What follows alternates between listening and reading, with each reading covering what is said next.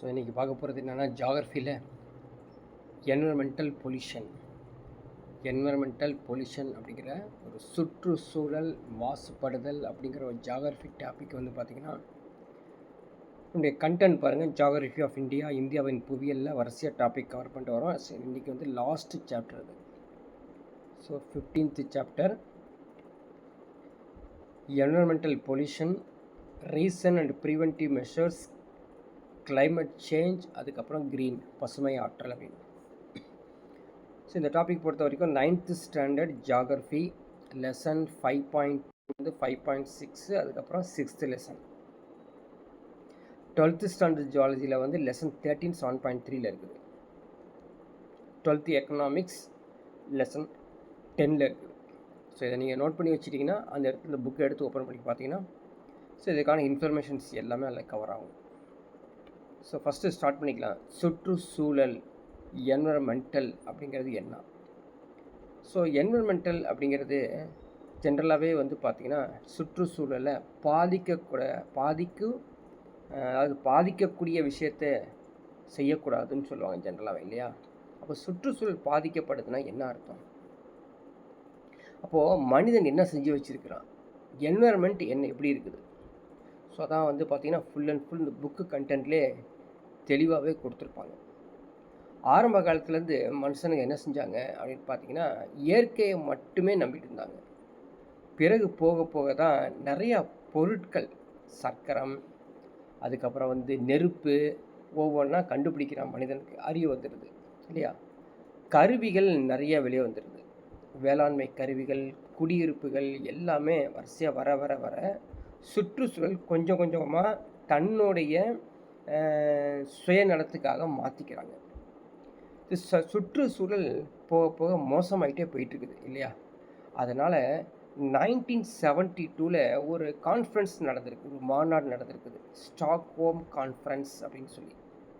1972, இல்லையா?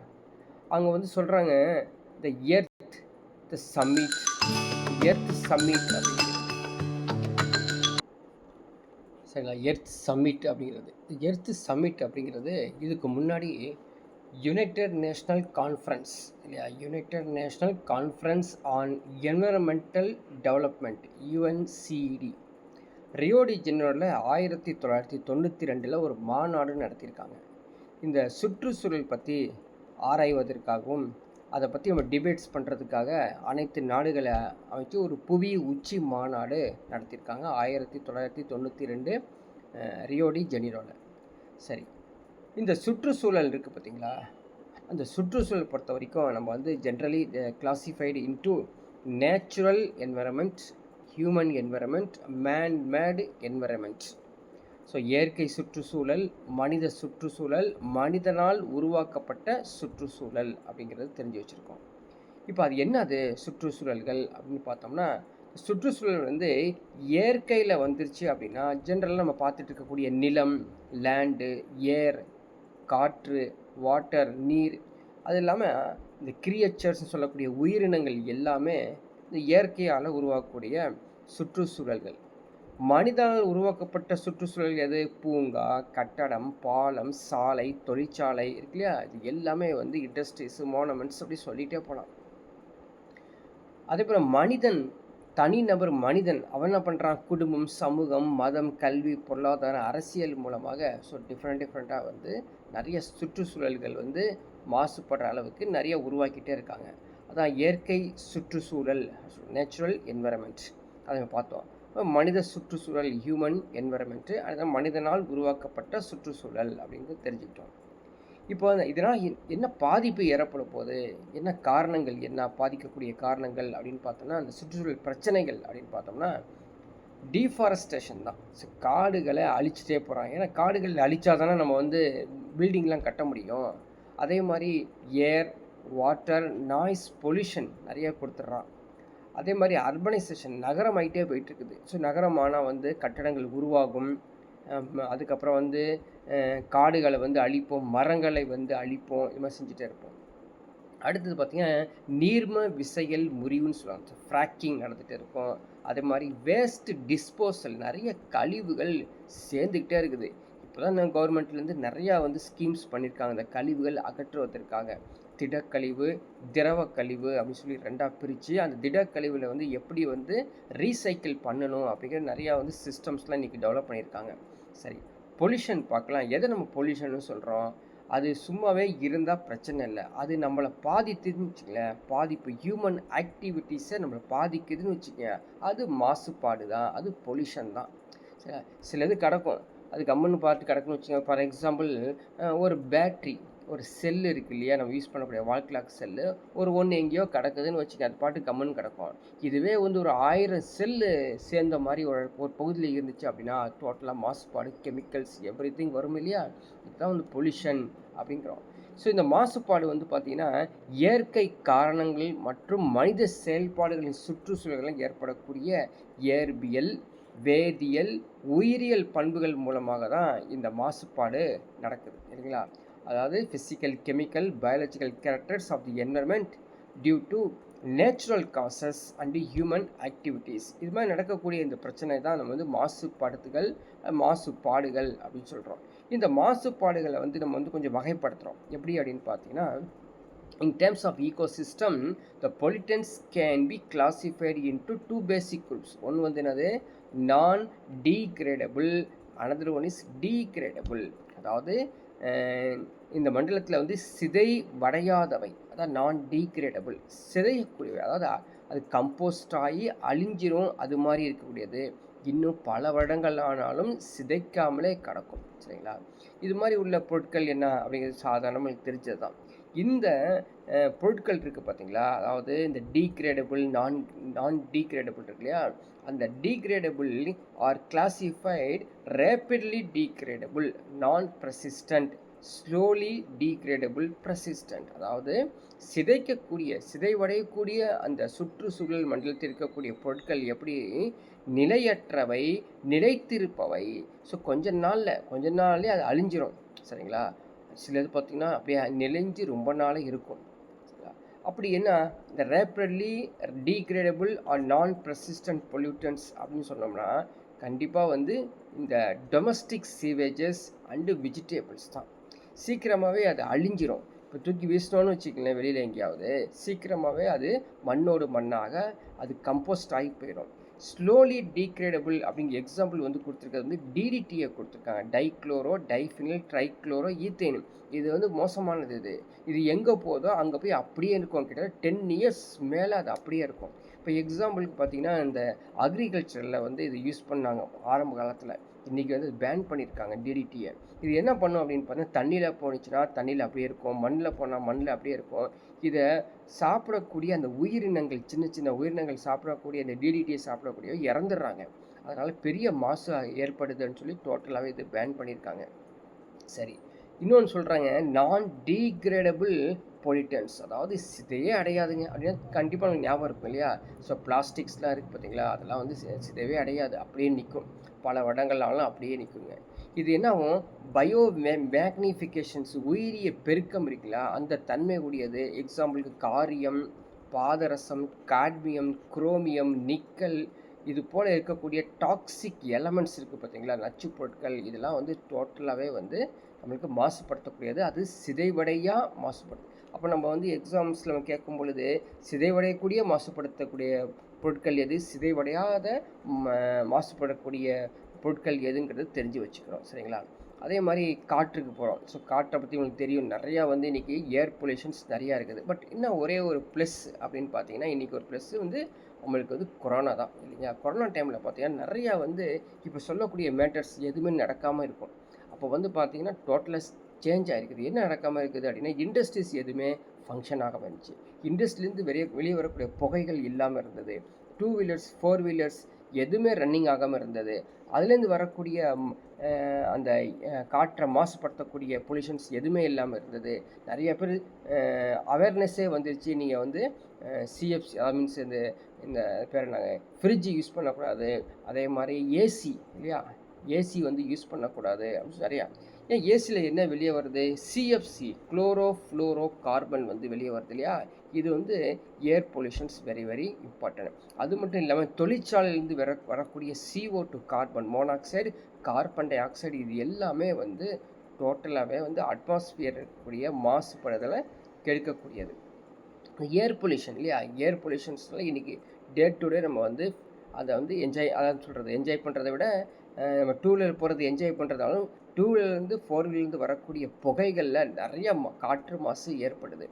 சரி, இந்த ஏர் பொல்யூட்டன்ஸ் இருக்குது பார்த்தீங்களா, இதை வந்து discharge of dust or particulate matters PM, particulate matters PM. இந்த PM வந்து 2.5, 10 அப்படிங்கிறது ஒரு மாசுபடக்கூடிய. இன்னொன்று வந்து பார்த்திங்கன்னா வாயுக்கள் வெளியேற்றப்படுவது என்னென்னா சல்ஃபர் டை ஆக்சைடு, அதுக்கப்புறம் nitrogen di oxide, carbon monoxide, carbon di oxide, இது எல்லாமே வந்து டோட்டலாகவே வந்து ஏர் பொல்யூஷனை கொடுக்குது அப்படின்னு பார்க்குறோம். இது எப்படி உருவாகுது, இதெல்லாம் வரதுக்கு காரணம் என்னென்னா புதை வடிவ பொருட்கள், எக்ஸாம்பிளுக்கு நிலக்கரி, அதே மாதிரி கச்சா எண்ணெய், பெட்ரோலியம், டீசல், இதை எரிப்பதனால என்ன பண்ணுதுங்க, நிறையா வந்து ஏர் பொல்யூஷன்ஸ் வந்து வந்துடுது. So the automobiles are major causes of carbon monoxide pollution in large cities and townsலாம் கொடுத்துருக்காங்க. ஸோ எப்படி இந்த மாசுபடுது அப்படிங்கிறதுக்கு நம்ம தெரிஞ்சு வச்சுக்கலாம். அதே மாதிரி தீவிரமாக இந்த நகரம் ஆகிட்டுருக்குல்ல, எல்லா பக்கம் வந்து சிட்டி, கார்பரேஷன், மெகா சிட்டி அப்படின்னு போயிட்டு இருக்குது, ஸ்மார்ட் சிட்டி அப்படின்னு போக போக என்ன ஆகும், carbon di oxide, sulphur di oxide, இது என்னங்க டோட்டலாக போய் அட்மாஸ்பியரில் போய் கலந்துருது.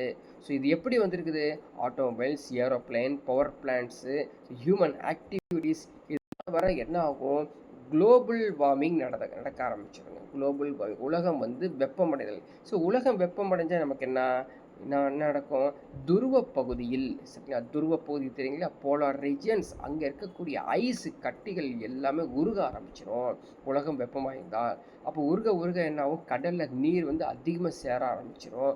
இதனால் நமக்கு வந்து கண்டிப்பாக வந்து என்ன சொல்கிறதுங்க, நீர் வந்து ஒரு பகுதி இன்னொரு பகுதியில் வந்து அது இடம் மாறி போகும் பொழுது மனிதர்கள் வாழக்கூடிய தகுதி இல்லாத பகுதியாக மாறக்கூடிய பிரச்சனைகள்லாம் ஃபேஸ் பண்ணப்போம். அடுத்தது பாருங்கள், நைட்ரஜன் ஆக்சைடு, இவன் மோசமானவன் இல்லையா, one of the major pollutants. இதுவும் வந்து ஃபாசில் ஃபியூவல்ஸ், புதை வடிவ பொருட்கள் எரிவதாலையும் இது வெளியே வரக்கூடிய nitrogen oxides, sulphur di oxide, சரிங்களா. அதே இந்த sulphur di oxide NO2, SO2 NO2 ஞாபகம் வச்சுக்கோங்க. இந்த SO2 NO2 தான் என்ன பண்ணுது, இது அப்படியே மேலே போகுது, வானத்துக்கு மேலே போய் ரொம்ப இடத்துல அப்படி புகையாக நின்றுருக்கும். மழை பெய்யும் பார்த்தீங்களா, மழை பெய்யும் போது இது என்ன ஆசிட் ரைன் ஆட்டம் வந்துடும். ஆசிட், அதாவது அமில மழை வரத்துக்கு காரணமே இந்த sulphur di oxide, nitrogen oxide. இது எப்படி உருவானுச்சு, இது வந்து பார்த்தீங்கன்னா இண்டஸ்ட்ரீஸ்லேருந்து வரக்கூடிய புகைகள், அது மட்டும் இல்லாமல் இந்த ஆட்டோமொபைல்ஸ்லேருந்து வரக்கூடிய புகைகள் மூலமாக தான் இந்த SO2 NO2 வந்து காரணமாகி அமிலமழை வந்து முக்கியமான காரணமாக இருக்குது. இது மட்டும் இல்லாமல் பார்த்தீங்கன்னா சாம்பல், சில பக்கத்தில் பயங்கரமாக வந்து சாம்பல்கள் உருவாகும், காட்டு தீகள் வரும், ஆஸ்பெஸ்டாஸ் யூஸ் பண்ணக்கூடிய கல், நார், சுரங்க அலகுகள், சிமெண்ட் தொழிற்சாலைகள், எல்லா பகுதியிலும் வரக்கூடிய புகைகள் மூலமாக டோட்டலாகவே வந்து பொல்யூட்டன்ட் எமிஷன்ஸ் நடந்துக்கக்கூடிய பாருங்கள். நேச்சுரல் எமிஷன்ஸ், ஏரியா, ஸ்டேஷ்னரி, மொபைல்னு சொல்லி பிரித்து அந்த புரியறதுக்காக இந்த ஃபிகர்ஸ் வந்து கொடுத்துருக்காங்க, பார்த்துக்கோங்க. சரி, இந்த மூல ஆதாரங்கள் எது, காற்று மாசுபடுவதற்கு மூல ஆதாரங்கள் அப்படின்னா டிரான்ஸ்போர்ட் சோர்ஸ் எல்லாத்துக்கும் தெரிஞ்சது தான். ஸ்டேஷ்னரி சோர்ஸ், நிலையான மூலாதாரங்கள், அது டிரான்ஸ்போர்ட்னு புரியும். நிலையான மூலாதாரங்கள் எது அப்படின்னு பார்த்தீங்கன்னா, ஒரு இடத்துல ஒரு இண்டஸ்ட்ரி எப்பயுமே நிலையாகவே இருக்கும் இல்லையா, அது என்ன ஆகும், refineries, industries, factories, power plants எல்லாமே ஸ்டேஷ்னரி சோர்சஸ். ஏரியா சோர்சஸ்னால் என்ன அப்படின்னு பார்த்தீங்கன்னா, அக்ரிகல்ச்சரல் ஏரியா, அதே மாதிரி இந்த wood stubble burnings, fire places. So மரக்கட்டை அது ஏதாவது எரிச்சிக்கிட்டே ஒரு பக்கத்தில் இருந்துக்கிட்டே இருப்பாங்க எப்பயுமே. நேச்சுரல் சோர்சஸ் அப்படின்னு எடுத்துக்கினா காற்றில் வரும் தூசிகள், காட்டு தீ, எரிமலைகள், இதெல்லாம் காரணம் தான் இயற்கை மூலாதாரங்கள். அப்போ வந்து ஒரு காற்று மாசுபடுவதற்கு முக்கியமான என்னென்ன sources, transport sources, stationery sources, area sources, natural sources அப்படிங்கிறது தெரிஞ்சு வச்சுக்கணும். இதனால் என்னங்க பிரச்சனை பாருங்கள், என்ன ஆகும் பார்த்தாலும் புரியும். பக்கத்தில் எங்கேயாவது நம்ம தங்கி இருக்கக்கூடிய பிளேஸில் நம்மளுக்கு பக்கத்தில் எங்கேயாவது எதையாவது டயர் எரித்தாலும் அல்லது குப்பை எரித்தாலும் நம்மளுக்கு பிரச்சனை வரக்கூடியது சுவாச கோளாறு, சரிங்களா. ஸோ ரெஸ்பிரேஷன்ஸ் ப்ராப்ளம் தான் ஃபஸ்ட்டு. இது மாதிரி நீங்கள் வந்து காற்று மாசுபடுவதால் ரெஸ்பிரேஷன் ப்ராப்ளம் வந்து இன்றைக்கி கூட கொஞ்சம் டிபேட்ஸ்லாம் நடந்துட்டு இருக்குது. அது இல்லாமல் கோர்ட்டில் கேஸும் இருக்குது இல்லையா? என்ன கேஸ் இருக்குது?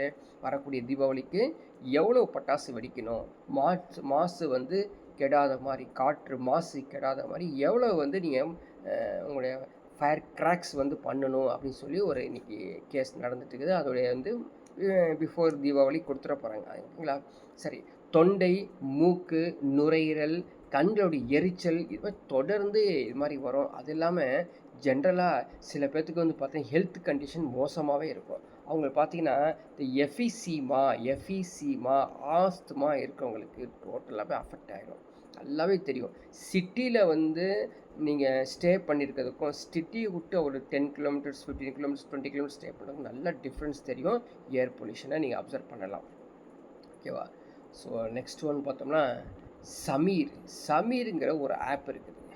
சமீர் அப்படிங்கிற ஒரு ஆப் இருக்காமல் இந்த ஆப் மூலமாக நம்ம என்ன தெரிஞ்சுக்கலாம் அப்படின்னு பார்த்தீங்கன்னா நேஷ்னல் ஏர் குவாலிட்டி இண்டெக்ஸ் நம்ம வந்து அவர்லி அப்டேஷன் நடந்துகிட்டே இருக்கணும். ஸோ அப்படிப்பட்ட ஏதாவது பிரச்சனை உங்களுக்கு காற்று மாசுபாடு உங்களை வந்து பிரச்சனை பண்ணுது அப்படின்னா சமீருங்கிற ஒரு செயலியை நீங்கள் என்ன பண்ணுங்கள், டவுன்லோட் பண்ணி வச்சுக்கிட்டோம் அப்படின்னா தேசிய அளவில் ஒவ்வொரு மணிக்கும் காற்றினுடைய பண்புகளை குறியீட்டை தெரிஞ்சு வச்சுக்கிட்டோம் அப்படின்னா நம்ம வந்து இந்த பக்கம் போகலாமா வரலாமா, நமக்கு வந்து சூட்டபுளாக இருக்குமா அப்படின்னு தெரிஞ்சுக்கலாம். சரிங்களா? இன்னும் வேறு என்ன விளைவுகள் வரும் அப்படின்னு பார்த்தீங்கன்னா நம்ம பார்த்துருப்போம். லைட்டாக மழை பெஞ்சிருக்கும் சரியா, அல்லது கூலிங் மாதிரி இருக்கும். எங்கேருந்து புகை வந்திருக்குன்னு தெரியாது. ஃபுல்லாக புகை பண்ணி ஸ்மோக் வந்து ஃபார்ம் ஆகிடுது. ஸ்மோக் ஃபார்ம் ஆகிறதுக்கு காரணம்னா ஏர் பொல்யூஷன் ஆகிருக்குது. சுற்றி எங்கேயாவது வந்து அது 4 வீலர்ஸ் 2 வீலர்ஸ் அதிகமாக வந்து ஆட்டோமொபைல்ஸ் போயிட்டுருக்குது, அது மெயின் ரோடில் போயிட்டுருக்குது, அது மாதிரி வரும். அது இல்லாமல் இண்டஸ்ட்ரீஸ் அதிகமாக இருந்தாலும் வரும். ஸோ புகைப்பணி இது என்ன ஆகும் அப்படின்னு பார்த்தீங்கன்னா டோட்டலாகவே வந்து அப்படியே ஒயிட்டாக க்ளோஸ் பண்ணிவிட்டு முன்னாடி வரவங்க யாருன்னு தெரியாத அளவுக்கு பிரச்சனை படும். இதே அதிகமாக ஆஸ்துமா இருக்கக்கூடிய ப்ராங்களுக்கு சுவாச கோளாறுகள் கூட வரும். ஓகேங்களா? சரி, இதில் பாருங்கள் PAN அப்படின்னு ஒன்று கொடுத்துருக்கான். என்னது? Peroxy acetyl nitrate. It's secondary pollutant present in the photochemical smog. So ஒவ்வொன்றிலையும் ஒரு முக்கியமான ஒரு கெமிக்கல்ஸ் யூஸ் பண்ணியிருப்பான். ஸோ ஒளிவேதி மாசு கூடத்தில் காணப்படும் 2ஆம் நிலை மாசுபடுத்தக்கூடியது எது அப்படின்னா ஃபெராக்சி. சரி, peroxy acetyl nitrite. Peroxy acetyl nitrite PAN படித்து வச்சுக்கோ கேட்பாங்க. அதே மாதிரி நம்ம கேள்விப்பட்டிருக்கோம் இந்த ரெஃப்ரிஜிரேட்டர், ஃப்ரிட்ஜு, ஏசி இதெல்லாம் யூஸ் பண்ணக்கூடியவங்களாம் CFC குளோரோ கார்பன்ஸ் வந்து வெளியே வரும். நைட்ரஸ் ஆக்சைடை பார்த்துட்டு வந்தோம். மீத்தேன், கார்பன் டை ஆக்சைடு இதெல்லாம் வந்து என்னங்க ஓசோன் படலத்தை வந்து டேமேஜ் பண்ணிடும். அதனால் இதுக்கு வந்து நம்ம இதுலேருந்து வரக்கூடிய எஃபெக்ட் தான் green house effect, green house gases அப்படின்னு சொல்லுவாங்க. Sir carbon monoxide, methane, nitrous oxide, chloro carbon and ozone gases greenhouse effect, the warming of the earth resulting the sea level rise. நான் சொன்னேன் இல்லையா, அங்கேருந்து வரக்கூடிய பனிக்கட்டி உருகி sea லெவலில் ரைஸ் பண்ணிடும். ஸோ சப்மர்ஜிங் ஆஃப் ஐலண்ட்ஸ் ஆகிரும். sea shores of various parts of the world. நம்மளுக்கு தெரியாது, நம்ம இங்கேருந்து நம்ம வந்து sea shoreல நம்ம வந்து ஸ்டே பண்ணியிருந்தோமா கண்டிப்பாக தண்ணி அதிகமாக வர்றது இந்த குளோபல் வார்மிங்னால தெரிஞ்சுக்கலாம். அதே மாதிரி ஓசோன் டிப்ளேஷன் நடக்கும் இல்லையா, கேள்விப்பட்டிருப்போம். Ozone depletion is very very important இல்லையா. ஓசோன் இல்லாட்டி நம்ம யூவி லைட்டை, சூரிய கதிர்கள் மூலமாக வரக்கூடிய யூவி லைட்டை டைரெக்டாகவே நம்ம அப்சர்வ் பண்ணிடுவோம். இதனால் என்ன வரும்? கேன்சரே வரும். ஓகேங்களா? ஸோ அதனால் வந்து இந்த ஓசோன் படலம் என்ன பண்ணுது, அந்த யூவி லைட்டை கண்ட்ரோல் பண்ணி தேவையில்லாத அந்த புற ஊதக்கதிர்கள் எல்லாத்தையும் நிறுத்திட்டு தோல் புற்றுநோய்க்கு பிரச்சனை வராத அளவுக்கு இந்த சூரிய கதிர்கள் நம்மளுக்கு கொடுக்குறாங்க. இந்த ஓசோன் படலம் எங்கே இருக்குது? ஸ்ட்ராட்டோஸ்பியர் ஓசோன் லேயர் படிச்சு கேட்பாங்க. ஸ்ட்ராட்டோஸ்பியர் ஓசோன் லேயர், ஸ்ட்ராட்டோஸ்பியர் உள்ள ஓசோன் அடுக்கில் தான் இந்த பிரச்சனை வந்துடும். முக்கியமான ஒரு கேஸ் அப்படின்னு பார்த்தீங்கன்னா CFC தான், குளோரோ கார்பன். இது எங்கேருந்து வருதுன்னு கேள்விப்பட்டிருப்போம் இல்லையா. ஸோ ஏசிலேருந்து வரக்கூடிய CFC. அடுத்து ஆசிட் ரெயின். இந்த ஆசிட் ரெயின் இன்னும் கொஞ்சம் மோசமானது. என்ன பண்ணும் அப்படின்னு பார்த்தீங்கன்னா இந்த பில்டிங்கை அரிச்சிருங்க. நைட்ரிக் ஆசிடு அதே மாதிரி சல்ஃபரிக் ஆசிடாக உருவாகி என்ன பண்ணும், சல்ஃபர் டை ஆக்சைடு மூலமாக சல்ஃபரிக் ஆசிடும், நைட்ரஜன் ஆக்சைடு மூலமாக நைட்ரிக் ஆசிடும் உருவாகி நிறையா வந்து பவளப்பாறைகளை அரிக்க ஆரம்பிச்சிடும். இப்போ எக்ஸாம்பிளுக்கு நீங்கள் கேள்விப்பட்டிருப்பார், ரீசெண்டாக இப்போ தாஜ்மஹால்லாம் வந்து பார்த்திங்கன்னா இன்றைக்கி வந்து அந்த ப்ராப்ளத்தை ஃபேஸ் பண்ணிகிட்டு இருக்குது. அதில் இருக்கக்கூடிய பளிங்கு கற்கள் தேய்மானங்கள் ஆகிட்டு இருக்குது. சரிங்களா, இது கட்டுப்படுத்துறதுக்கு என்ன பண்ணுறது, கட்டுப்படுத்துறதுக்கு என்ன, ஃபாரஸ்ட்டை வந்து மெயின்டைன் பண்ணணும். ஃபாரஸ்ட்டு அதாவது காடுகள் வந்து அதிகமாக சேகரித்த போதில் கரெக்டாக இருக்கணும், அதை அழிக்காமல் பார்த்துக்கணும். நகரங்கள் தேவையான இடத்துல உருவான மாதிரி பண்ணிக்கணும். ஸோ இது மாதிரி கொஞ்சம் சின்னதாக ஒரு மைனர் ஆக்டிவிட்டிஸ் செய்யும் பொழுதே நிறைய எஃபெக்ட் வரும். சரிங்களா, அதே மாதிரி டீசல் இன்றைக்கி இருந்து பார்த்துக்கோம், டீசல் பெட்ரோலுடைய கன்சம்ஷன்லாம் இன்றைக்கி குறைஞ்சி நிறைய எலக்ட்ரிக்கல் வெஹிக்கிள்ஸ் வரதுனால என்னாச்சுங்க, மாசு கட்டுப்பாடு கொஞ்சம் கண்ட்ரோலாக போயிட்டுருக்கோம். சரிங்களா, ஸோ அதான் சொல்லியிருக்கோம். யுனெஸ்கோ நிறுவனம் அந்த தாஜ்மஹாலில் வந்து என்ன சொல்லியிருக்காங்க, இண்டஸ்ட்ரியல் யூனிட்ஸ் எங்கே இருக்குது, அந்த ஆக்ராவை சுற்றி இருக்கிறனால அது வந்து என்னாச்சு, டீகலரைஸ்டு டு எல்லோவாக மாறிட்டு இருக்குது. So white marble as decolourised to எல்லோவாக மாறிட்டு இருக்குதுன்னு சொல்லி யுனெஸ்கோ நிறுவனம் பாரம்பரிய சின்னத்தை சொல்கிறாங்க. சரி, இதுக்கெலாம் வந்து சட்ட பாதுகாப்பு கொடுத்துருக்காங்கன்னா கண்டிப்பாக கொடுத்துருக்காங்க. ஸோ லீகல் ப்ரொடெக்ஷன் கொடுத்துருக்காங்க. எப்போ கொடுத்துருக்காங்க பாருங்கள், ஏர் ஆக்ட், காற்று சட்டம்னு ஒரு சட்டம் இருக்குது. Prevention of control of pollution. அந்த ஆக்ட் வந்து 1981 வந்து உருவாக்கப்பட்டது, ஏற்றப்பட்டது. 1987 திரும்ப கொஞ்சம் சேஞ்சஸ் பண்ணி அடுத்த ஒரு திருத்தி அமைக்கப்பட்டு அடுத்த ஒரு சட்டம் உருவானுச்சு.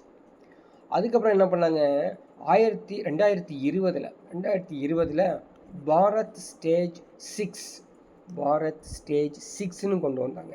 என்னங்க BS6 அப்படின்னு பார்த்தோம்னா, அதுவும் வந்து இந்த போக்குவரத்து உமிழ்வின் தரம் சொல்லுவாங்க. சரிங்களா, அந்த போக்குவரத்து உமிழ்வின் தரம், அதாவது டிராஃபிக் எமிஷன் ஸ்டாண்டர்ட்ஸ்னு கொடுக்குறாங்க இல்லையா, அது BS6. ஏற்கனவே பார்த்துருக்கோம் BS2, BS3, இப்போ வந்து BS6 வந்து கொடுத்துருக்காங்க. இதனால் என்னென்னா, இந்த ஸ்மோக் வரக்கூடியதை வந்து மாசு கட்டுப்பாடு வந்து கண்ட்ரோல் பண்ணக்கூடியது. இன்னொன்று பாருங்கள், NGT, the green bench and national green tribunal give judicial safeguard to environmental protection. பசுமை அமர்வு, தேசிய பசுமை தீர்ப்பாயம் ஒன்று இருக்குது. ஸோ இது எல்லாமே வந்து ஏர் பொல்யூஷனை கண்ட்ரோல் பண்ணக்கூடியது இருக்குது. இது மட்டும் இல்லாமல் சென்ட்ரல் கவர்மெண்ட் நிறைய ஸ்கீம்ஸ்லாம் கொண்டு வந்திருக்காங்க. So road traffic rationing, encourage the public transport and car pooling. இப்போ இன்னொன்று சொல்லலாம், நம்ம ஃபாஸ்டேக் இருக்குது பார்த்தீங்களா, அது ஒரு அருமையான ஒரு மாசு கட்டுப்பாடை வந்து கண்ட்ரோல் பண்ணக்கூடியது. எப்படி அப்படின்னு பாருங்கள், ஒரு டோல்கேட் இருக்குது. டோல்கேட்டில் வந்து வண்டி வரிசையாக நிற்குதுன்னு வச்சுக்கோங்க, ஒரு 10, 20, 30, 40 வண்டி ஒவ்வொரு ட்ராக்லையும் நின்றுட்டே இருந்துச்சுன்னா என்ன ஆகும், நிறைய மாசு கெடும் இல்லையா. அதுவே வந்து ஃபாஸ்ட் ட்ராக்கில் அப்படியே வந்து அது ஓப்பன் பண்ணி உடனே நிற்காத, மேக்ஸிமம் நிற்காத அளவுக்கு போயிட்டுருக்கும் பொழுது, இந்த டிராஃபிக் இல்லாத மாதிரி இருக்கும் பொழுது கூட மாசு கட்டுப்பாடு இருக்கும். ஸ்வச் பாரத் அபியான், தூய்மை இந்தியா அப்படிங்கிற திட்டத்தை வந்து நிறையா பக்கம் வந்து நீங்கள் தூய்மையாக வச்சுக்கோங்க அப்படிங்கிறது வந்து ஏதாவது மாசு கட்டுப்பாடை கண்ட்ரோல் பண்ணக்கூடிய சென்ட்ரல் கவர்மெண்ட்டுடைய ஸ்கீம்ஸ்.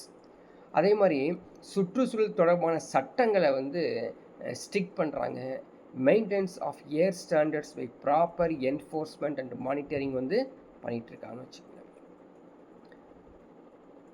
சரி, இது இல்லாமல் வேறு என்ன செய்யலாம், ரெடியூசிங் கார்பன் எமிஷன் பண்ணலாம், கார்பனுடைய உமிழ்களை வந்து குறைக்கலாம். Encourage use of renewable energies, so புதுப்பிக்கக்கூடிய ஆற்றலை பயன்படுத்துங்க. எக்ஸாம்பிளுக்கு என்னது, அந்த சோலார் எனர்ஜியை நீங்கள் வந்து பயன்படுத்துங்க. நிறையா வந்து ஃபயர் பண்ணக்கூடியதெல்லாம் நிறுத்திட்டு சோலார் எனர்ஜிலேருந்து ஹீட் எடுத்துக்கலாம். இன்றைக்கி பேசிகிட்டு இருந்தோம் இல்லையா, இந்த sale of fire crackers, eco friendly கிராக்கர்ஸ்லாம் நிறையா உருவாகிட்டு இருக்குது. Make environmental impact assessment mandatory, so சுற்றுச்சூழல் தக்க மதிப்பீடு ரொம்ப கட்டாயமானது. இந்த மதிப்பீடு பாருங்கள், AQI, சரிங்களா. So air quality index 0 to 50 இருந்தால் குட்டாக இருக்குன்னு அர்த்தம். 51 to 100 வந்து moderate. 101 to unhealthy and sensitive groups. 151 to 200 unhealthy, இந்த பக்கம் போகக்கூடாது. 201 to 300 very unhealthy. 301 hazardous. Chennai, Pudhu Delhi, new Delhi, Hyderabad இது மாதிரி மெட்ரோபாலிட்டன் சிட்டிலாம் நீங்கள் பார்த்தீங்கன்னு தெரியுங்களேன், இப்போ இருக்கிறதுக்கும் இப்போ சாதாரணமாக எப்படி இருக்காங்க, ஒரு 50 to 100, அது 105, 110 அது மாதிரி ரேஞ்சில் இருக்குன்னு வச்சுக்கேன். இந்த இந்த ஃபயர் கிராக்கர்ஸ்லாம் பண்ணக்கூட்டான்னு வச்சுங்களேன், 300க்கு மேலே நீங்கள் போகிறத பார்த்துருப்பீங்க. ஸோ பயங்கர ஹசார்டஸாக அந்த மாசு கட்டுப்பாட்டு ஆயிரும். சரிங்களா? ஸோ ஆவரேஜாக பார்த்தோம்னா human consumption of oxygen per day வந்து 550 லிட்டர்ஸ் சமம். 550 லிட்டர் ஆக்சிஜனை வந்து ஒரு மனிதன் ஆவரேஜாகவே வந்து கன்சப்ஷன் பண்ணிகிட்ருக்கான். காஸ்ட் எடுத்துக்கலாங்க. இந்த cost of 2.57 litres oxygen cylinder வந்து 6500. அப்போ என்னாச்சுங்க, 13 லட்சம் ரூபாய்க்கு நம்ம ஒரு நாளைக்கு வந்து ஆக்சிஜனை கன்சப்ஷன் பண்ணுறோம். பட் ரீசைக்கிள் ஆகிட்டு இருக்குது. இவங்க போட்ட கணக்கு வந்து பார்த்தீங்கன்னா இப்படி கொடுத்துருக்காங்க. ஆக்சுவலாக என்னதுங்க, ரீசைக்கிள் நடந்துட்டுருக்குது. திரும்ப ஆக்சிஜன் நம்ம வந்து கிட்டத்தட்ட ஒரு 16 to 20% வந்து ஆக்சிஜனை இன்ஹேல் பண்ணிவிட்டு எகைன் 12 to 15% நம்ம வெளியே கொடுத்துட்றோம் இல்லையா? ஸோ அதே மாதிரி 0.04% கார்பன் டை ஆக்சைடை நம்ம வந்து ப்ரீத் பண்ணிவிட்டு 4% கார்பன் டை ஆக்சைடை வந்து வெளியே இருக்கும். ஸோ ரீசைக்கிளிங் நடந்துட்டு தான் இருக்குது. ஓகே, இது வரைக்கும் வந்து ஏர் பொல்யூஷன் பார்த்தோம். நெக்ஸ்ட் ஒன் வாட்டர் பொல்யூஷன்ஸ், நீர் மாசுபாடு. ஸோ எங்கே பார்த்தோம் இன்றைக்கி வாட்டர் பொல்யூஷன்ஸ், வாட்டர் பேஸ்டு டிசீஸ்லாம் இன்றைக்கி நிறையா பார்க்குறோம் இல்லைங்களா? ஸோ நீரின் தரம் அப்படிங்கிறது நம்ம வந்து கண்டிப்பாக இயற்கையாகவே நீர் வந்து மழை நீர் தரமாக தான் இருக்குது. நம்ம தான் வந்து அந்த நீரை வந்து வேறு ஒரு என்ன சொல்கிறது ட்ரைனேஜ் மூலமாக அதை என்ன பண்ணுறோம், ஃபிசிக்கலி, கெமிக்கலி, பயாலஜிக்கலி, ஆஸ்தட்டிக்கலி நம்ம என்ன பண்ணுறோங்க ப்ராப்ளம் கொடுத்துட்றோம். இதனால் என்னச்சுங்க வாட்டர் வந்து பொல்யூஷன் நடக்குது. ஸோ நீர் மாசுபாடு அப்படிங்கிறத வந்து வேதியியல், இயற்பியல், உயிரியல் தன்மையில் ஏற்படக்கூடிய மாற்றத்தை தான் நம்ம வந்து அந்த நீரின் மாற்றத்தை தான் நீர் மாசுபாடு அப்படின்னு சொல்கிறோம். ஸோ நீர் எங்கேருந்து கிடைக்குது, பாயிண்ட் ஆஃப் தி சோர்சஸ் என்ன அப்படின்னு பாருங்கள். மைய மூல ஆதாரங்கள் அப்படின்னு பார்த்தீங்கன்னா கண்டிப்பாக வந்து குழாய்கள் இருக்க பகுதியில் கழிவு நீர் குழாய்கள் இதன் மூலமாக தான் அதிகமாக மாசுபடுது. சரிங்களா? இன்றைக்கி வந்து பார்த்திங்கன்னா ரிவர்ஸில் வந்து நிறைய கழிவு நீர் சாக்கடைகள்லாம் வந்து சேருதுலேயே வந்து சேர்ந்துக்கிட்டு இருக்குது. கடல்லையும் நிறையா சேர்ந்துக்கிட்டு இருக்குது. எண்ணெய் கிணறுகள், கப்பல்கள், வேளாண்மை போன்ற மையங்கள் எல்லாத்தையும் மூலமாக கிடைக்குது. நான் பாயிண்ட் சோர்சஸ், மையமற்ற மூலாதாரங்கள் அப்படின்னு எடுத்தோம்னா வச்சுக்கலேன், எக்ஸாம்பிளுக்கு வந்து அமிலமலை.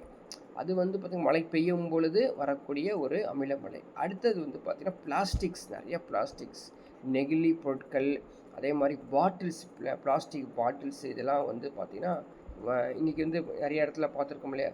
ஸோ கடலுக்கு அடியிலே வந்து நிறைய பிளாஸ்டிக் பாட்டில்ஸ் வந்து கிடக்குதாமா.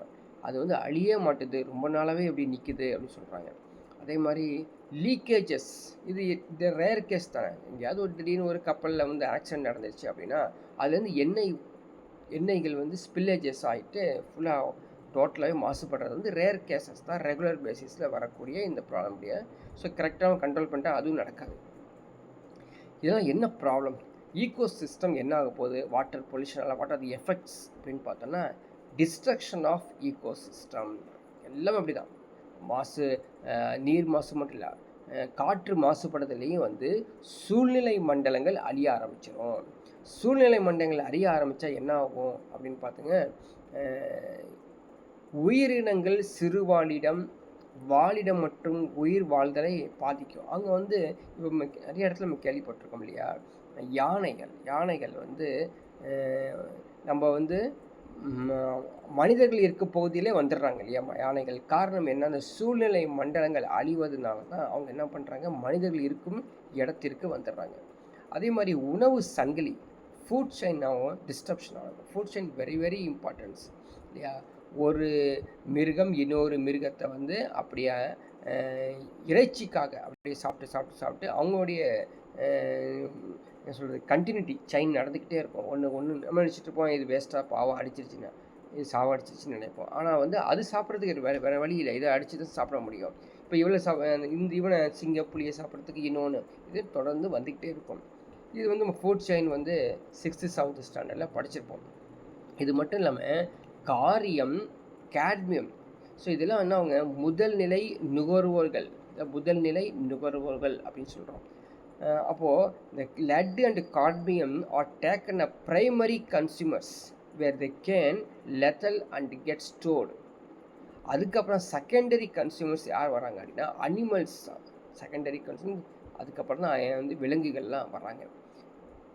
ஸோ இதன் மூலமாக என்ன ஆகும், உயிரி பெருக்கம் இல்லையா, பயோ மேக்னிஃபிகேஷன்ஸ் வந்து பாதிப்பு ஏற்படும். நீர்வாழ் விலங்குகள், அடர்வு மற்றும் பல்லுயிர் தன்மங்கள், பயோடைவர்சிட்டி எல்லாமே வந்து டிஸ்டர்பன்ஸ் நடக்கும். என்ன விளைவுகள், what are the effects of water pollution organisms தான் வெரி வெரி இம்பார்ட்டன்ட். என்ன நடக்கும் பாருங்கள், பிஓடி சிஓடி ஞாபகம் வச்சுக்கணும். பிஓடி வாட்டர்னாலே பிஓடி சிஓடி தான். தமிழ் என்ன, உயிரிய ஆக்சிஜன் தேவை. சிஓடினா வேதிய ஆக்சிஜன் தேவை. இங்கிலீஷில் சொல்லணும்னா என்ன வரும், பயாலஜிக்கல் சரியா ஆக்சிஜன் டிமாண்ட், அதே போல் chemical oxygen demand. So demand very very important. that is increased BOD COD resulting the mass death of organism, degradation of water quality.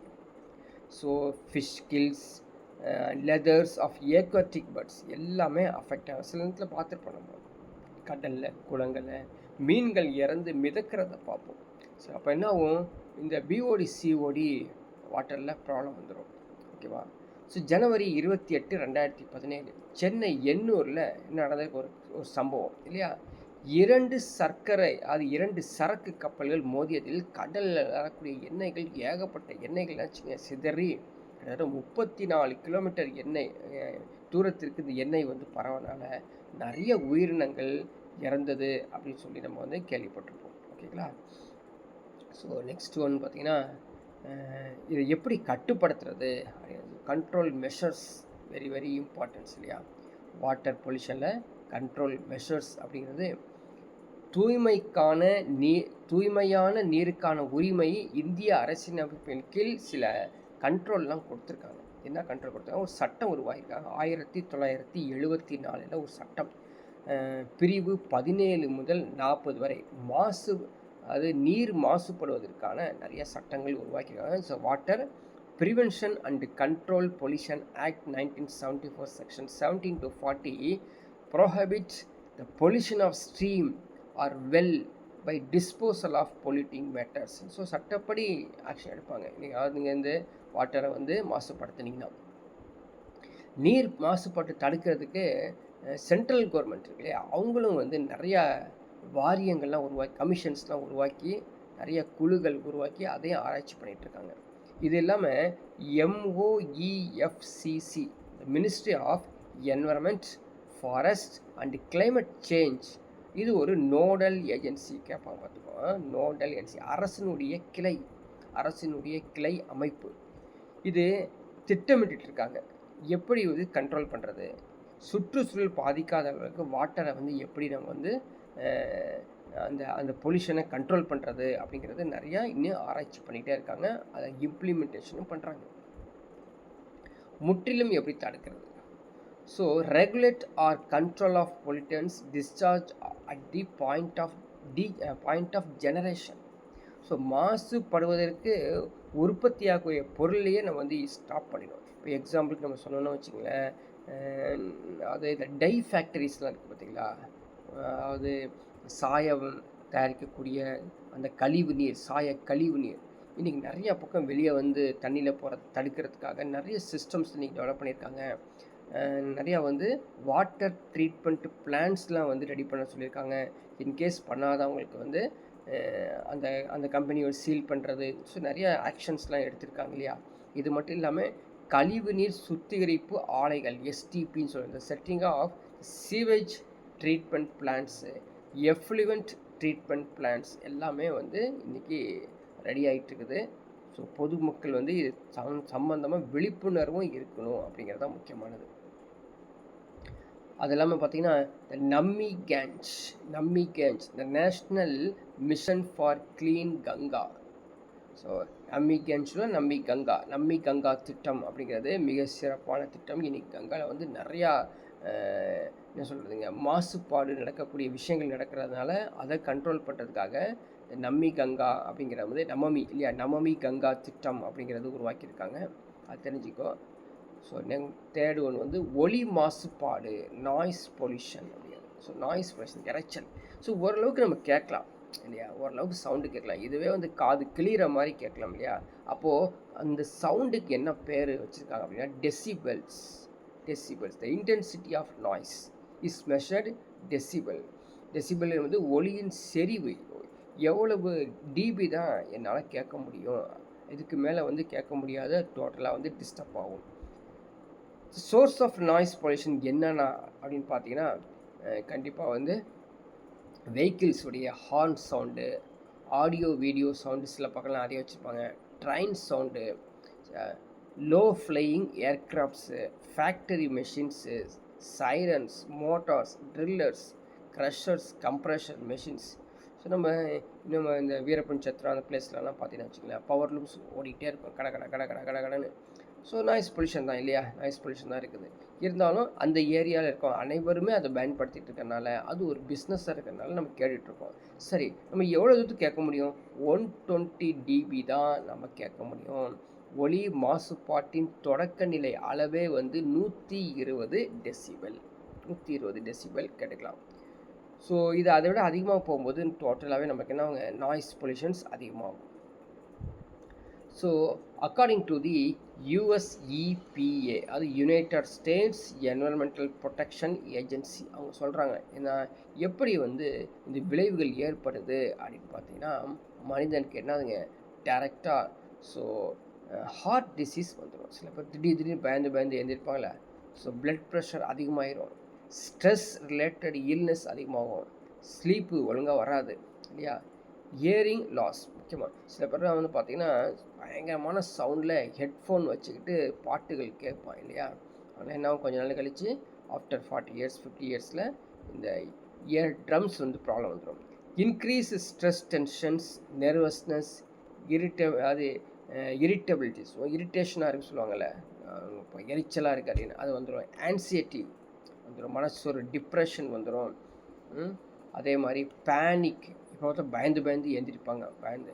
So காரணம் என்ன, இதுமாதிரி சவுண்டு அதிகமாக கேட்டு சில பேருக்கு இந்த சவுண்டு கேட்டு பயந்து எழுந்திருக்கிறதுனால என்ன வரும், வயிற்று புண்ணு, அல்சர் கூட வந்துடுங்க. ஸோ பெப்டிக் அல்சர், அல்சர்னால ஜென்ரலி புண்ணு தான், பெப்டிக் அல்சர்னால் வயிற்று புண், தீவிர தலைவலி, ஹெட்டேக் வந்துடுது. சில பேர்த்துக்கு அது என்ன ஞாபகம் என்ன சொல்லியிருக்கீங்கன்னு சொல்லி ஞாபகமே இல்லாத அளவுக்கு பிரச்சனை வந்துடும். எப்படி கண்ட்ரோல் பண்ணுறது, இரைச்சலை எப்படி கண்ட்ரோல் பண்ணுறது அப்படிங்கிறது நிறையா வந்து அவேர்னஸ்ஸு. ஸோ இரைச்சல் அதிகமாக உள்ள இடத்துல இருக்காத மாதிரி ஒன்று போகிறது, ஒலியின் அலைவை வந்து குறைக்க சொல்லி அவங்களுக்கு அவேர்னஸ் கொடுக்குறது. இன்னொன்று பார்த்திங்கன்னா, நம்ம ட்ரெயின்லலாம் போகும்போது தெரியும் உங்களுக்கு, நிம்மதியாகவே போக முடியாது, பயங்கர கடன்னு ட்ரெயினோட சவுண்டு ஒரு பக்கம். இன்றைக்கி வந்து சவுண்ட்லாம் குறைக்கிற மாதிரி நிறைய ட்ராக்ஸ்லாம் போட்டாச்சு. இன்னொன்று பார்த்திங்கன்னா, அந்த தேர்ட் ஏசி செகண்ட் ஏசிலலாம் போனோம்னா நிறையா வந்து மனிதர்கள் ஒன்றுக்கொன்று பேசுவதனால அதிகமாக சவுண்டு வரும் சரிங்களா. ஸோ இதனாலேயே நமக்கு வந்து அதிகமாக நாய்ஸ் பொல்யூஷன்ஸ் வரும். ஓகே, ஃபுல் அண்ட் ஃபுல் இந்த தேரி பார்ட்டாக இருக்கிறனால நீங்கள் எப்படி படிக்கணும்னு பார்த்தீங்கன்னா, இது வந்து நேரடியாக கேள்விகள் வர்றது குறைவாக இருக்கும். அதுக்கு முன்னாடி வந்து உங்களுக்கு நிறையா ஸ்டேட்மெண்ட் ரிலேட்டடாக உங்களுக்கு வந்து கொஷின்ஸ் கேட்பாங்க, அதுக்கு தயாராகிக்கணும் நீங்கள். ஓகே, லீகல் ப்ரொடெக்ஷன், சட்ட பாதுகாப்பு. எதுக்கு, இந்த வாட்டர் பொல்யூஷன்லாம் இருக்குது பார்த்தீங்களா, அதுக்கு வந்து என்ன சட்ட பாதுகாப்பு எடுத்திருக்காங்க அப்படின்னு பார்த்தோன்னா, article 48A, article 51A constitution of India, noise pollution regulation and control rules 2000, Tamil Nadu state environment policy 2017. These are the different legal reliefs from noise pollutions சரிங்களா. ஒலி மாசுபாட்டிலிருந்து விடுப்பதற்கான சட்டங்கள் இருக்குது. ஒலி மாசுபாடு வந்து நெறிப்படுத்துவதற்கான விதிகள் 2000 கொடுத்துருக்காங்க சரிங்களா. இதன் மூலமாக நம்ம என்ன பண்ணுறாங்க, 65 டெசிபிள்ஸ் தான் நீங்கள் வந்து பயன்படுத்தலாம் டியூரிங் எ டே. நைட்டாக இருந்தால் 55 டெசிபிள்ஸ். ஸோ இதை கொஞ்சம் நம்ம நோட் பண்ணி வச்சுட்டு அட்டேட் கொஷின்ஸ் கேட்கும்போது ஆன்சர் கொடுக்கலாம். So air pollution, water pollutions வரசே நம்ம பார்த்தோம்னா, அடுத்து வந்து வேளாண் பொருட்கள்னால நிறைய நமக்கு வந்து பொல்யூஷன்ஸ் வரதையும் நம்ம ஃபேஸ் பண்ணுறோம். ஸோ ஆக்ரோ கெமிக்கல்ஸ் அதிகமான இருக்கக்கூடிய ஆக்ரோ கெமிக்கல்ஸ், தாவரங்களை வளர்க்குவதற்காக, தாவரங்கள் சிறப்பாக வளர்வதற்காக நம்ம நிறையா வந்து ஆக்ரோ கெமிக்கல்ஸ் வந்து பயன்படுத்துகிறோம் இல்லைங்களா? இந்த ஆக்ரோ கெமிக்கல்ஸ் மூலமாக என்ன ஆகும் அப்படின்னு பார்த்தீங்கன்னா, பாக்டீரியாக்கள், மண்வாழ் உயிரினங்கள் எல்லாம் அவங்க கொல்லக்கூடும், எல்லாம் இறந்துருங்க. பாக்டீரியாக்கள் வேணும் இல்லையா? ஸோ பாக்டீரியாக்கள் வேணும், நைட்ரஜன் ஃபிக்சேஷன் வேணும்னு சொல்லி தான் நம்ம நிறையா லெகுமினஸ் பிளான்ட் எல்லாம் வந்து நம்ம வந்து வளர்க்குறோம் இல்லையா? இங்கே வயலில் வந்து நிறைய லெகுமினஸ் பிளான்ட்லாம் வளர்க்குறோம். நீர்நிலைகளில் மிகை உணவு ஊட்டத்தை ஏற்படுத்தும் சரிங்களா? நீர்வாழ் விலங்குகளையும் அவற்றின் உற்பத்தி திறனையும் பாதிக்கும். மிக குறைந்த அளவு தீங்குயிர் கொல்லிகள் கொண்டிருந்தாலும் அந்த நீர் மனித பயன்பாட்டிற்கு தகுதியற்றதாக மாறிடும். நான் சொன்ன நிறைய DDT, dichloro diphenyl trichloro ethane use பண்ணுறதுனால தண்ணிலேயோ மண்ணிலேயோ பாதிப்பு ஏற்பட்டு மனிதனுக்கே மிகப்பெரிய பாதிப்பு ஏற்படும் சரிங்களா? இது மட்டும் இல்லாமல் இந்த பார்ட்டிகல்ஸ், ஏரோசால்ஸ் அது உருவாயிரும். The residues of these chemicals cause air pollutions உருவாயிடும். ஸோ இப்போ வந்து ஃபஸ்ட்டு யூஸ் பண்ணுறது ஆக்ரோ கெமிக்கல்ஸ், பிரச்சனை வரக்கூடியது ஏர் பொல்யூஷன்ஸில் வருது. மாசடைந்த காற்றத்தின் உள்ளிழுப்பது போல சுவாச கோளாறுகள் ஏற்படும். அதே மாதிரி தோல் அரிப்பு உருவாயிரும், ஹார்மோன்கள் கோளாறு ஏற்படும் சரிங்களா? பூச்சிகள், விலங்குகள் எல்லாமே பாதிப்பு ஏற்படும் சரிங்களா? இப்போ நம்ம டெய்லி யூஸ் பண்ணிட்டு இருக்கக்கூடிய மாஸ்கிட்டோ ரெப்பலன்ஸ் வந்து என்ன பாருங்கள், டீட் அப்படிங்க. டீட் அப்படின்னா என்ன அர்த்தம்? NN டைஎத்திலீன் டேட்டலோமிட் டைஎத்தில் நீட்டோடெலுமைடு சரிங்களா? அதான் டீட் அப்படிங்கிறது. இந்த ஒரு கெமிக்கல்ஸ் நேமை நீங்கள் நம்ம பண்ணி வச்சுக்கிறோம் சரிங்களா? மஸ்கிட்டோ ரெப்பலன்ட்லாம் யூஸ் பண்ணுறாங்க. Alythrin is used in the mosquito coil, may cause itching, burning, tingling, sensations and numbness. இன்னும் சில நீங்கள் மஸ்கிட்டோ ரெப்பலண்ட் வீட்டில் யூஸ் பண்ணி பார்த்தீங்கன்னா அப்படியே மூச்சு போட்டு அடைச்ச மாதிரியே ஒரு ஃபீலிங்காகவே இருக்கும். நிறைய பேரில் வந்து இன்றைக்கி பேட் யூஸ் பண்ண போயிட்டாங்க, டேரெக்டாகவே வந்து அடித்து சாவடிக்கிற மாதிரி வச்சுக்கிட்டாங்க. அதில் நிறைய ஃபேன்ஸ் யூஸ் பண்ணுறாங்க. ஈவினிங் 6 மணி ஆனால் எல்லா கதையும் பூட்டிக்கிறாங்க.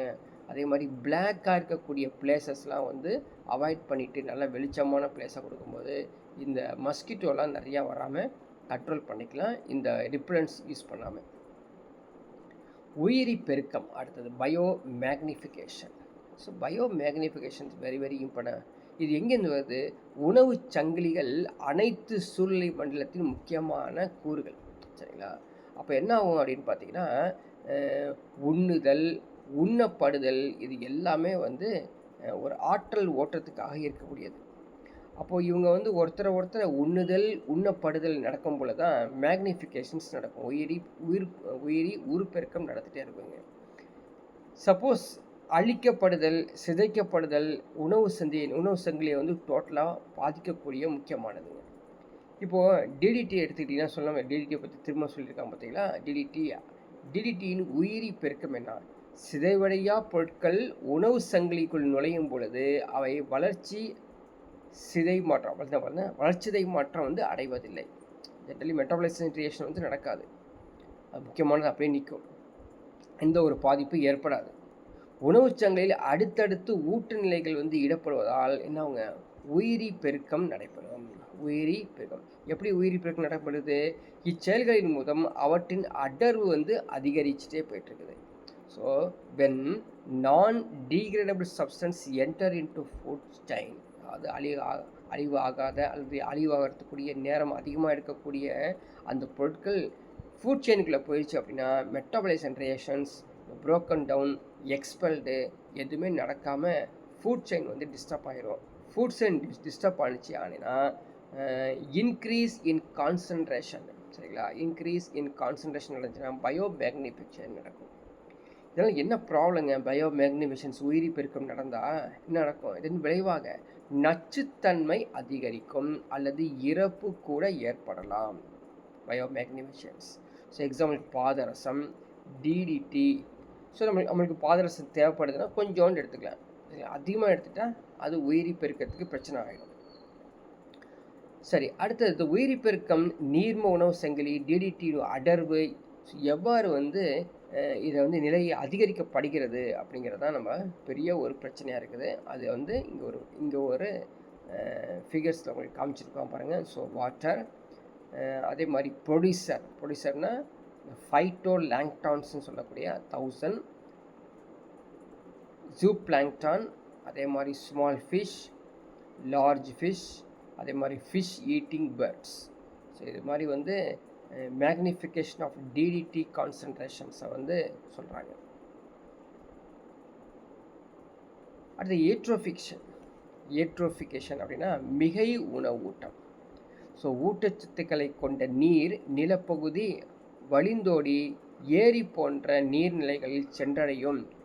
அப்படி சென்றடைந்த அந்த அந்த பொருட்கள் அடர்ந்த தாவர வளர்ச்சியை உண்டாக்கும். இதாச்சு மிகை உணவூட்டம், புரியுதுங்களா? ஈட்ரோஃபிகேஷனும் நடக்கக்கூடாது.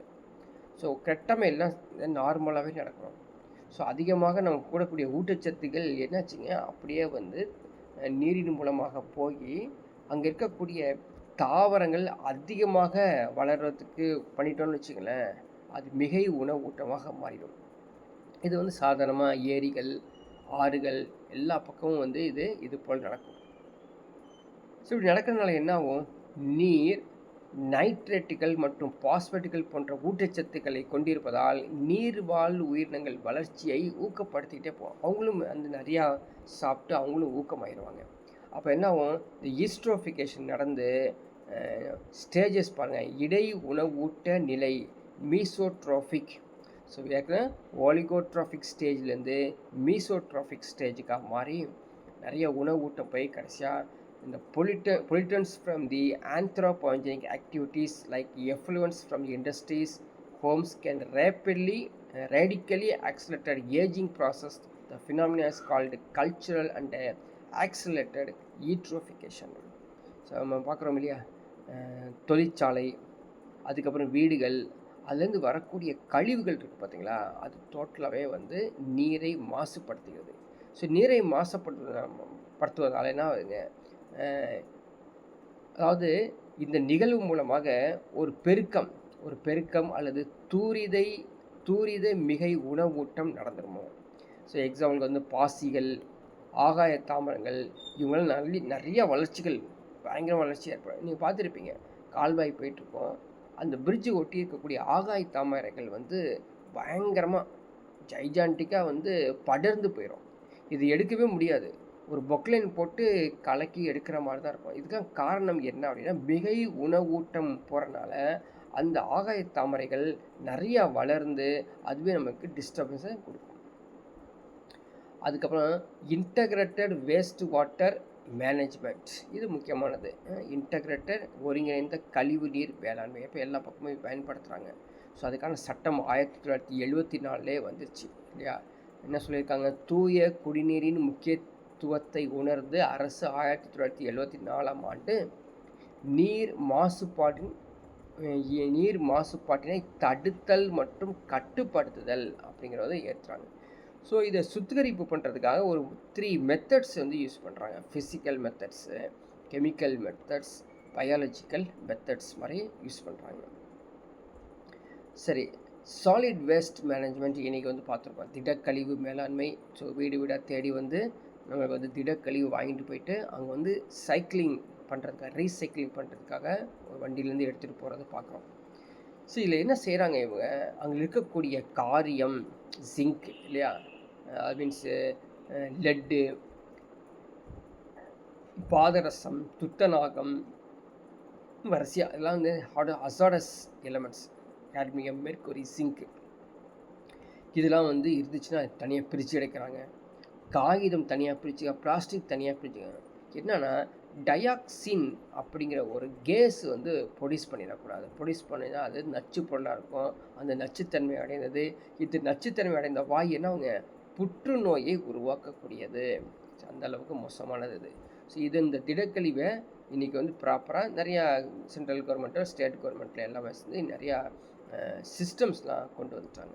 ஸோ வேஸ்ட் கேட்டகரிஸை வந்து பாருங்கள் எப்படி யூஸ் பண்ணுறாங்க அப்படின்னா, ரெசிடென்ஷியல்ஸில் வரக்கூடியது என்னது, இந்த food waste, plastic, paper, glass எல்லாத்தையும் இருக்குது.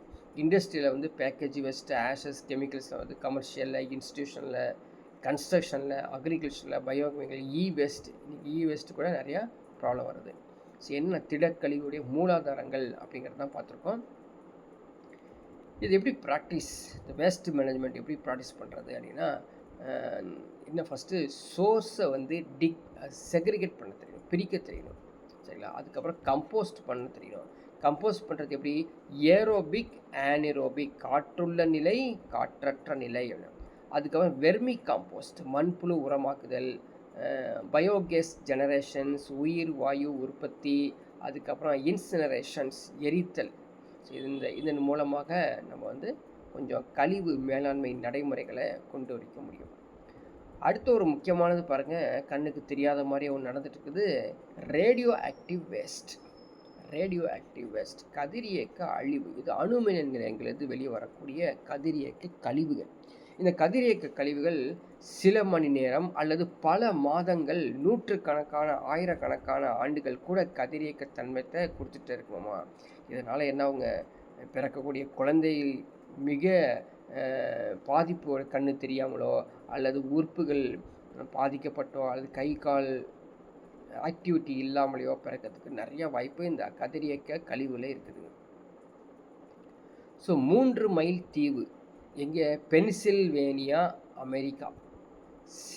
Chernobyl, Pripyat, Ukraine, Fukushima Daiichi, Japan போன்ற அண்மை காலங்களில் உலகம் கண்ட அணு உலை பேரழிவு அதிகமாக தெரிஞ்சது ஜப்பான். ஸோ புகுஷிமா டைச்சி அப்படிங்கிற ஒரு ஜப்பானில் இருக்கக்கூடிய அந்த புகுஷிமா டைச்சி அப்படிங்கிறது ஃபேமஸான நேமு. ஏன்னு கேட்டிங்கன்னா, அங்கே வந்து இந்த அணு உலை பேரழிவு நினச்சா இல்லையா, பாம்பு பிளாஸ்ட் இருந்துச்சு, நியூக்ளியர் பாம்பை போட்டாங்க. அதே மாதிரி இன்னும் 2 பிளேஸ் இருக்குது. பென்சில்வேனியாவில் 3 மைல் ஐலண்ட்ஸ், அது ஒன்று. செர்னோஃபில்ல பிரிப்யாட், செர்னோஃபில் அது பிரிப்பாய்ட், உக்ரைன். இந்த 3 பிளேஸ் ஞாபகம் வச்சுக்கோங்க. ஸோ கதிரியக்க கழிவுகளை எப்படி அகற்றும், அதுக்கான முறைகள் என்ன அப்படின்னா, சில வந்து வரையறைக்கப்பட்ட உற்பத்தி, அந்த லிமிட் ஜெனரேஷன்ஸுக்கு அது கரெக்டான நம்ம வந்து தேவையானது மட்டும்தான் நீங்கள் உற்பத்தி செய்யணும், அதிகமாக உற்பத்தி செஞ்சிடக்கூடாது. அதே மாதிரி எல்லாம் டைல்யூஷன் பண்ணி ஆகணும், நீர்த்து போக செய்யணும். அதே போல் டிலே அண்டு டீகே, ஸோ தாமதம் மற்றும் சிதைவு, அணுக்கரு உலையிருப்பீங்களா மற்றும் தூரிதப்படுத்திகள் வந்து குறைவான வாழ்நாள் கொண்டது. அதனால் வந்து அது மெதுவாக உற்பத்தி செய்கிறது. அதே மாதிரி ரொம்ப ரொம்ப நாளைக்கு வச்சுக்கிறது. செறிவூட்டல் மற்றும் உள்ளடக்கி வைத்தல். ஸோ நீங்கள் வந்து எல்லாமே கான்சன்ட்ரேட் பண்ணி, கான்ஃபின் பண்ணி உள்ளே வந்து நீங்கள் ஸ்டோர் பண்ணி வச்சுக்கணும். இதனால் வந்து ரேடியோ ஆக்டிவ்ஸ் வந்து எந்த ஒரு ரேஸும் வெளியே வராத மாதிரி கண்ட்ரோல் பண்ணி வச்சுக்கலாம். ஸோ நிறைய வந்து சிஸ்டம் சொல்கிறாங்க. ஸோ எப்படி கண்ட்ரோல் பண்ணுறது? ஸ்பென்ட் ஃபியூல் பூல்ஸ், பயன்படுத்தப்பட்டுள்ள எரிபொருள் கழிவு தொட்டி பயன்படுத்துறது, உலர் கற்களாக மாற்றும் முறை, அது விட்ரிஃபிகேஷன்ஸ் மெத்தட், அந்த மெத்தடுகள் மூலமாக நீங்கள் வந்து அதை மாற்றி வச்சுக்கலாம். சேமிப்பு கிடங்கு எல்லா பக்கம் நீங்கள் வந்து சில நாடுகள்லாம் வந்து பார்த்திங்கன்னா இந்த ஜியாலஜிக்கல் ரெபாசிட்டாரிஸ் பயன்படுத்துகிறாங்க. அது சேமிப்பு கிடங்கு. இப்போ கூட ரீசெண்டாக ஒரு வாரில் கேள்விப்பட்டோம் இல்லையா? ஸோ பூமிக்கடியில் புதைச்சி இந்த யுரேனியத்தெல்லாம் வந்து ரேடியோ ஆக்டிவ் எலமெண்ட்ஸ்லாம் வந்து புதைச்சி வச்சுருக்காங்களாமா. ஸோ நம்ம இந்தியாவில் எடுத்துக்கிட்டோம் அப்படின்னா, தாராப்பூர் கல்பாக்கத்தில் வந்து இது செயல்படக்கூடிய சேமிப்பு கிடங்காக பயன்படுத்தி இந்தியாவில் தாராப்பூர்லேயும் கல்பாக்கத்துலேயும் வந்து சேமிப்பு கிடங்கு வச்சுருக்காங்களாமா. அடுத்து இன்றைக்கி மருத்துவ கழிவு, மெடிக்கல் வேஸ்ட்டு நிறையா இருக்குது இல்லையா? ஸோ நம்ம யூஸ் பண்ணக்கூடிய all types of pharmaceuticals, research centres, veterinary clinics எல்லாமே டோட்டலாகவே பிரச்சனை இருக்குது. என்ன, சிறுநீர் பயன்படுத்துகிறோம் இல்லையா, அது என்ன சொல்கிறதுங்க, செக் பண்ணுறதுக்காக, அதாவது லேபில் கொடுத்து செக் பண்ணுறதுக்காக பிளட்ஸு, அதே மாதிரி யூரின்ஸு எல்லாம் கொடுக்குறோம் இல்லையா, அதெல்லாம் வந்து கரெக்டாக வந்து டிஸ்போசல் பண்ணியிருக்கணும். சப்போஸ் டிஸ்போஸ் பண்ணாமல் வச்சுருந்தாங்க அப்படின்னா அது வந்து என்ன ஆகுங்க, பெரிய ஒரு கழிவாக மாறிடும், அது மாசு ஏற்படும், ஹசார்டஸாக மாறிடும். இதை கண்ட்ரோல் பண்ணுறதுக்கு எப்படி அப்படின்னு பார்த்தீங்கன்னா, அந்த கழிவு அகற்றம் வேஸ்ட் டிஸ்போசலை பயன்படுத்தணும். கரெக்டாக வந்து டிஸ்போஸ் பண்ணி அங்கங்கே போடாமல் கரெக்டாக வச்சுக்கணும். எக்ஸாம்பிளுக்கு வந்து சொல்கிறாங்க, பொதியாக்கம், உரை பொதியாக்கம், தொற்று நீக்கம், கதிர்வீச்சு ஆகாத மாதிரி கண்ட்ரோல் பண்ணுறது. ஸோ எல்லாமே வந்து இந்த ஃபார்மசிட்டிக்கல்ஸ் மெடிசினல் வேஸ்ட் வந்து எப்படி கண்ட்ரோல் பண்ணுறது. அடுத்து வேஸ்ட் ஒன்று. இன்றைக்கி வந்து எலக்ட்ரானிக்கு ரிலேட்டட் கூடிய அதிகமாக இருக்கக்கூடிய வேஸ்ட்டு, பிசிபிஸ், சிஆர்டிட்ஸ், லெட்டு, கேத்தோட்ரைஸ், இது எல்லாமே நீங்கள் வந்து சாதாரண சொல்லக்கூடிய பேட்ரி செல்லு வந்து இஷ்டத்துக்கு தூக்கி வச்சிடுவோம். ஸோ ப்ராப்பர் டிஸ்போசல் இல்லாமல் இருந்துச்சு வச்சுக்கலாம், அதுவே நம்மளுக்கு ஹசார்டஸாக கொடுத்துரும். இது என்ன அப்படின்னு பார்த்தீங்கன்னா, பாலிக்ளோரினேட்டட் பைஃபினைல், பிசிபின்னு சொல்கிறோம் இல்லையா, அதுலேருந்து வரக்கூடியது பாலிக்ளோரினேட்டட் பைஃபினைல், பிசிபி. இது வந்து பார்த்திங்கன்னா முக்கியமான வேஸ்ட்டு. இது கரெக்டாக வந்து நான் டீக்ரேடபிள் வேஸ்ட்டுங்க. இது நான் டீக்ரேடபிள் வேஸ்ட்டு, சிதைவடையாத கழிவுப் பொருட்கள். இன்றைக்கி வந்து நிறையா மொபைல்ஸ், ஸோ நம்ம கூட இதுக்கு முன்னாடி இதுக்கு முன்னாடி ஒலிம்பிக் வந்து ஜப்பானில் நடக்கும்போது ஒரு ஒரு ஒரு இது மாதிரி இந்த மொபைல்ஸ் வேஸ்ட் ஆகுது இல்லையா, நிறையா மொபைல்ஸ் வந்து அவங்களுக்கு வந்து வேஸ்ட் ஆகிட்டு இருக்குது. என்ன பண்ணுறதுன்னு தெரில, மண்ணில் போட்டு புதைக்கவும் முடியாது. அதனால் அவங்க என்ன பண்ணாங்கன்னா, அந்த மொபைல் வேஸ்ட்டெல்லாம் எடுத்து சேர் செஞ்சாங்க. சேரு டேபிள்லாம் செஞ்சு எங்கன்னா அந்த ஒலிம்பிக்கில் வந்து உட்காராங்க பார்த்திங்களா, அவங்களுடைய சேர்ஸ் எல்லாமே வந்து இந்த வேஸ்ட்டு மொபைலில் உருக்கி, செல்ஃபோனை வந்து உருக்கி அதுலேருந்து நிறைய சேர்ஸ் வந்து ரெடி பண்ணியிருக்காங்கன்னா, இது வந்து அவங்க ஜப்பானில் மட்டும் இல்லை, உலகளாவியே இருக்கக்கூடிய வேஸ்ட் செல்ஃபோன்ஸ்லாம் பயன்படுத்தி ஜப்பான் டெக்னாலஜியில் சேர்ஸ் ரெடி பண்ணாங்க அப்படின்னு தெரிஞ்சுக்கலாம். ஸோ பிளாஸ்டிக் வேஸ்ட் சொல்யூஷன்ஸ், இன்றைக்கி பெரிய கவலையான விஷயம்னா இந்த நெகிழி கழிவு தான். பல வருடங்கள் ஆனாலும் நமக்கு வந்து இன்றைக்கி நம்ம அதை வந்து என்ன சொல்கிறது, கம்போஸ்டே ஆகாது இல்லைங்களா, கம்போஸ்டே ஆகாது. சரி நிறுத்தலாம், யாரும் யூஸ் பண்ணாதீங்க, ரீசைக்கிளிங் பண்ண முடியாத அளவுக்கு இருக்கக்கூடிய பாலித்தீன் பேக்ஸை யூஸ் பண்ணாதீங்க அப்படின்னா, அதுவும் தடுக்க முடியாத அளவுக்கு அங்கங்கே பயன்படுத்திட்டு தான் இருக்கும். ஸோ அதனால் இந்த இது கேள்விப்பட்டிருப்பீங்க, refuse, reduce, reuse, recycle, 4 R's remedies very very important. அது மாதிரி இருக்கக்கூடிய பொருளை மட்டும் ஸ்ட்ரிக்டாக நீங்கள் பயன்படுத்துங்க. ஸோ இதனால தான் 2019 ஜனவரி 1 வந்து தமிழ்நாடு அரசு ஒரு ஜிஓ கொடுத்தாங்க. இது மாதிரி நாங்கள் வந்து ரீசைக்கிளிங் பண்ண முடியாத இருக்கக்கூடிய பிளாஸ்டிக்ஸ் எதாவது இருந்தால் யூஸ் பண்ணக்கூடாதுன்னு சொல்லி பேன் பண்ணுறோம் அப்படின்னு சொல்லியிருக்காங்க. அடுத்து பார்க்கலாம், global environment change. So green house effect and global, கொஞ்சம் அங்கே பார்த்துட்டு வந்தோம் க்ரீன் ஹவுஸ் எஃபெக்ட்னா என்ன லைட்டாக. ஸோ பச்சையம் இல்ல விளைவு உலக வெப்பமாயுதல், இதெல்லாம் ஈஸியாக நமக்கு ஆல்ரெடி படித்தது தான். ஸோ இதனால் இது உலக வெப்பமயமாகுதல், ஏன் க்ரீன் ஹவுஸ் எஃபெக்ட் அப்படிங்கிறது. இண்டஸ்ட்ரியல் வேஸ்ட் மூலமாக, SO2 NO2 மூலமாக நிறையா வரக்கூடிய அது ஏர் பொல்யூஷன், அதுக்கப்புறம் வாட்டர் பொல்யூஷன் தான் இந்த க்ரீன் ஹவுஸ்.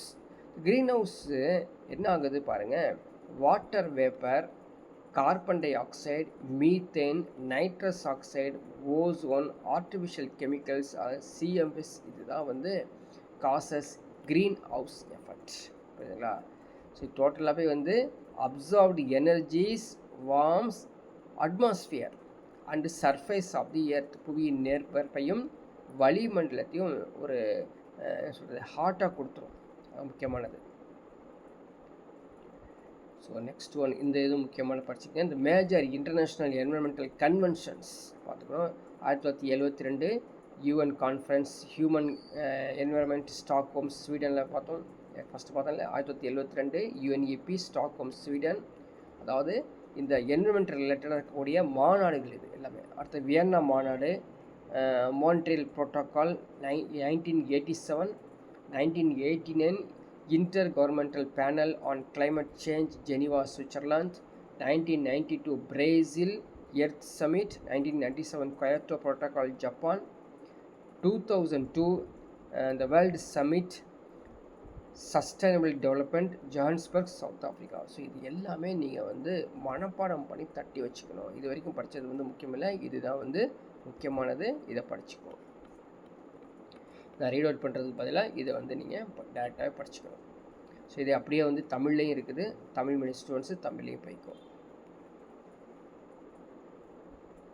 அடுத்தது பாருங்கள், இந்த இம்பேக்ட் ஆன் ஸ்பெசிஃபிக் ஈகோசிஸ்டம், அதாவது சில சூழ்நிலை மண்டங்கள் மீதான டைரக்டான தாக்கத்தை கொடுக்கக்கூடியது பார்த்திங்கன்னா கடல் சூழ்நிலை மண்டலம். இன்றைக்கி வந்து மெரின் ஈகோசிஸ்டம் அதுவும் ஒரு வகையில் ப்ராப்ளத்தை கொடுக்குது.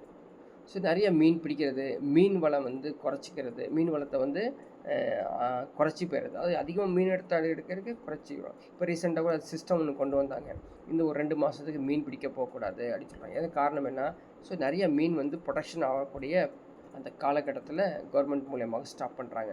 இதனால் என்ன, மீன் அதிகமாக இருந்துச்சுன்னா சுற்றுச்சூழல் பாதிக்காத அளவுக்கு கடலில் இருக்கக்கூடிய பிரச்சனைகள் சால்வ் பண்ணிடும்.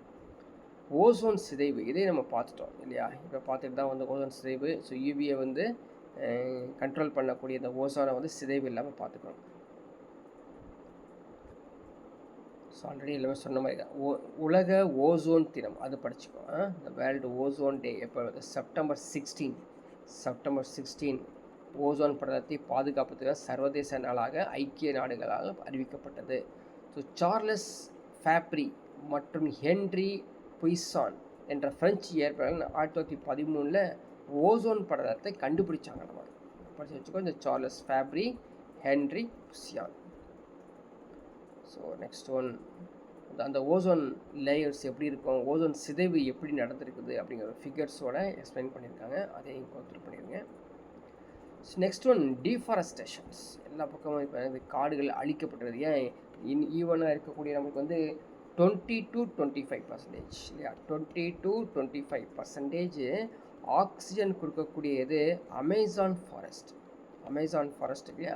அங்கேயே வந்து நிறையா டீஃபாரஸ்டேஷன்ஸ் நடந்துட்டு இருக்குது அப்படின்னு கேள்விப்பட்டிருப்போம், நியூஸ்லலாம் கேள்விப்பட்டிருப்போம். ஸோ காடுகள் அழிக்கப்படுவதால் என்ன நடக்கும்? உலகில் நிலப்பரப்பில் சுமார் 30% காடுகள் இருக்குது. அந்த காடுகள் அழிக்கப்படுவதால் மரங்கள் இழந்து மழை பெய்யும் பொழுது அந்த மரங்கள் மூலமாக நீரை இழுக்காமல் ஃப்ளட்டு அதிகமாக வர்றதுக்கு காரணமே மரங்கள் இல்லாததான் காரணம். காடுகளை பாதுகாப்பதில் மக்களுடைய பங்கு என்ன? அந்த peoples participation in the conservations of forest அப்படின்னு பார்த்தீங்கன்னா நிறையா வந்து இதுக்கு திட்டங்கள் நிறையா கொண்டு வந்துருக்காங்க. ஃபஸ்ட்டு ஒரு மூமெண்ட் பாருங்கள், சிப்கோ இயக்கம். சிப்கோ மூமெண்ட்டுங்கிறது இந்த ஃபாரஸ்ட்டை காப்பாற்றுறதுக்காக உருவாக்கப்பட்ட இயக்கம். Chipko movement resisted the destructions of forest of India in the 1970s.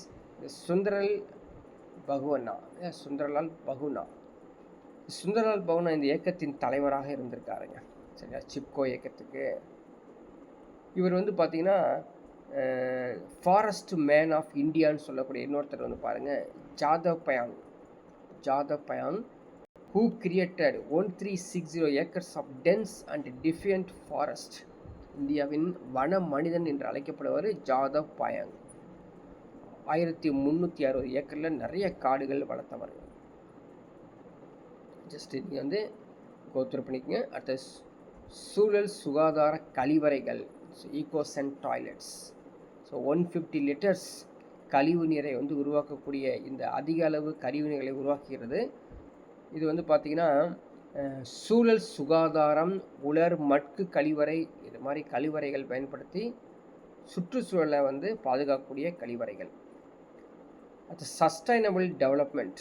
1987 Brundtland commissions cited definition of sustainability, அதாவது வளம் குன்றா வளர்ச்சி அப்படிங்கிற சொல்லுக்கு இந்த பிராண்ட்லேண்ட் 1987 ஒரு விளக்கத்தை கொடுத்தாரு.